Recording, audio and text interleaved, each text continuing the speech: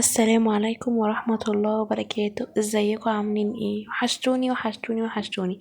طبعا انا كنت منزلكم فيديو من كام يوم وقلت لكم ان انا هنزل لكم فيديو تاني يوم. طبعا ما تردوش من الكلام ده، انا بقوله وبنسى. طبعا انتوا عارفين، بس الشغل وكان عندي امتحانات والشغل وكده، فكان كله ملخبط. النهارده بقى كان يوم اجازتي.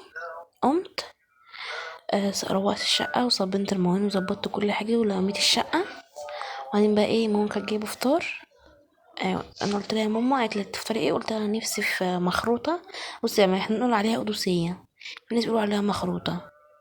تلك الحاجتين، تلك الحاجتين هي حاجه واحده، قدوسيه او مخروطه، بس احنا بنقول عليها قدوسيه.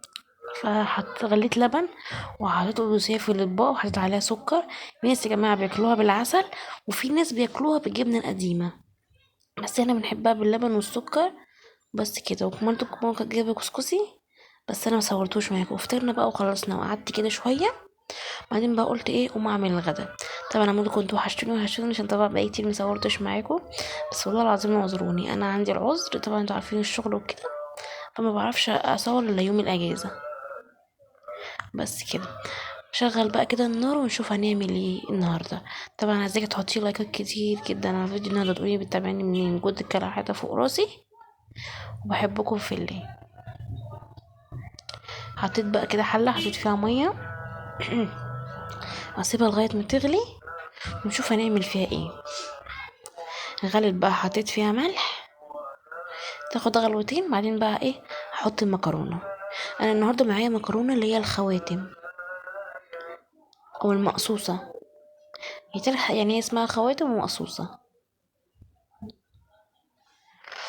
هسيبها بقى كده لغايه ما تستوي ونشوف هنعمل ايه تاني. طبعا وانا قفلت بقى الكاميرا وقطعت بطاطس، عشان ايه، قلت احمر شويه بطاطس.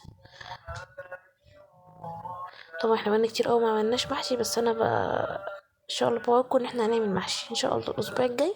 هعمل محشي واصوره معاكم يوم الاحد الجاي ان شاء الله، تكون اجازه واعمل محشي.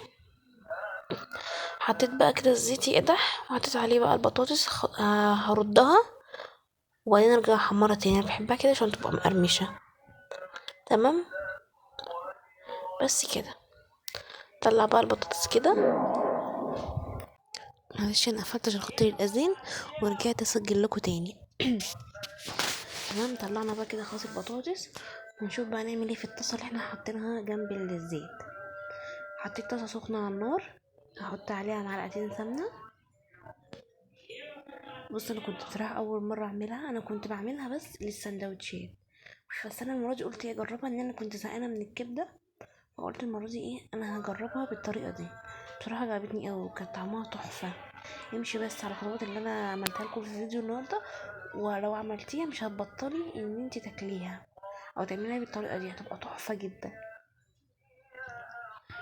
حطيت بقى سمنه كده تقدح على النار في الطاسه، وكنت انا بقى مقطعه بصلايه، هنزلها بقى على السمنه واشوحها بقى كده شويه.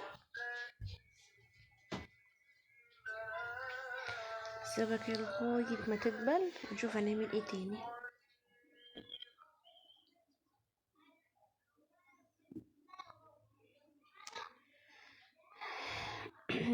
هنا بقى خلاص بدأت تصفر. انا مش عايزه احمرها، او انا بس تصفر واحط عليها كبده.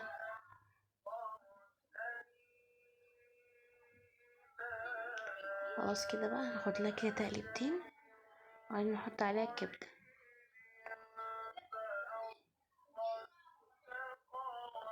طبعا انا كانت عندي كده الكبده معموله شرايح، بس انا ايه، ما رضيتش اعمله برده، فرحت ماسكه الكبده مقطعاها. تمام. وبعدين بقى رحت، طبعا الكبده احنا مش بنغسلها، انا عن نفسي مش بغسلها، انا مسكتها قطعتها بس نزلت بس منها الدم اللي كان في على الكبده، وقطعتها وحطيتها في طبق. حطيت بقى كده الكبده. طبعا يا جماعه احنا هنا مش هنقلب، انا هبدا بس افردها في الطاسه، مش هقلبها عشان لما انا ممكن اقلبها هتتهري وهتنزل ميه، وانا مش عايزاها تنزل ميه. لو نزلت ميه يبقى كده هتبقى ناشفه وملهاش اي طعم ولا فيها اي حاجه. انا بس ببدا، حتى انتوا شايفين ان انا ببدا بحركها بايد الطاسه، لكن مش بعمل بالمعلقه. لو عملت بالمعلقه هتتهري. سبتها شويه كده لغايه ما لقيتها بقى خلاص مش بتنزل ميه، منزلتش ميه ولا حاجه ولا اي حاجه. قلبتها تقليبه خفيفه وسبتها بقى ايه تغير لونها.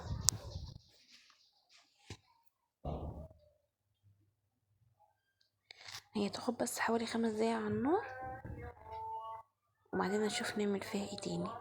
طبعا لغايه دلوقتي ما حطيتش ولا اي نوع من التوابل ولا ملح. سبتها بقى شويه حوالي 5 دقايق، هي غيرت لونها.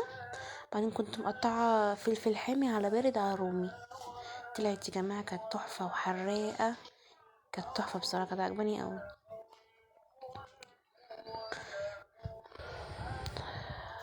طبعا احنا طبعا بنحط الفلفل، ما بنسيبها بس دقيقتين وبعدين نطفي عليها، هو اصلا الفلفل بيدبل لوحده. نبدا بقى هنا نحط بقى البهارات. هحط كمون وفلفل اسود وكزبره وملح فقط لا غير. وفي الاخر انا مش بحب احط الحاجه في الاول عشان التوابل ريحتها ما تضيعش، بحب احطها في الاخر. شويه ملح صغننين قوي، ما يجيش حتى ربع معلقه ملح. هقلبها بقى وهطفي عليها على طول. يا طبعا كده بالنسبه لي استوت. انا مش بحب يا جماعه تكون ناشفه، انا بحبها كده تكون جوسي. خلاص شغلت على الزيت تاني عشان خاطر ارد البطش. خلاص بقى كنا عايزين ناكل. تمام. طبعا كنت صفيت المكرونه، طبعا كانت مستويه من بدري. انا بقى انت طبعا عملت تقول من اول فيديو فين الصلصه فين الصلصه. بصراحه كانت ماما عندها صلصه فما عملتش، طلعت الصلصه من التلاجة وعشان الصلصه بس كانت بارده والمكرونه كانت بردت فانا قلبتها. لكن لو المكرونه سخنه والصلصه سخنه عادي هحط المكرونه البيضه واحط فيها الصلصه. حطيت بقى الصلصه تاني واحط شويه شطه وبس كده. ودينا خلصنا الاكل. ويا رب بس يكون الفيديو النهارده كده حلو عليكم، واكله سريعه وبص يعني مش عايزه اوقف كتير في المطبخ. هنا بقى كنت طفيت على الكبده خلاص بقى، ارجع بس اسخنها تاني عشان ما نيجي ناكل. والبطاطس طلعت حلوه وتحمير وكانت تحفه. طلعت اول حطه وحطيت تاني. انا ما كنتش بحب البطاطس، كنت بحبها والله من ساعه ما قلت انا اعملها كده واردها. كان بصراحه البطاطس كلها في السوق حلوه. هسيب بقى المكرونه لما تسخن قوي عشان بحبها سخنه، ما بحبش اكلها بارده. بس كده ادينا خلصنا اليوم. حطيت بقى غرفت الاكل. ادي بقى الكبده جامده جدا، جربوا الطريقه ان شاء الله تعجبكم. حطيت المكرونه والبطاطس وطلعت جزر كانت ماما عاملاه، ده بقى تحفه، ده خيال يا جماعه. وحطيت عيش وحطينا ميه واتغدينا بقى. جينا بالليل اتعشينا فطير ولبن وجبنه وعسل وبتاع ده. يا جماعه انا بحبه جدا عشان كنا تاني يوم هنصوم. وبس كده اشوفكم في يوم جديد وفيديو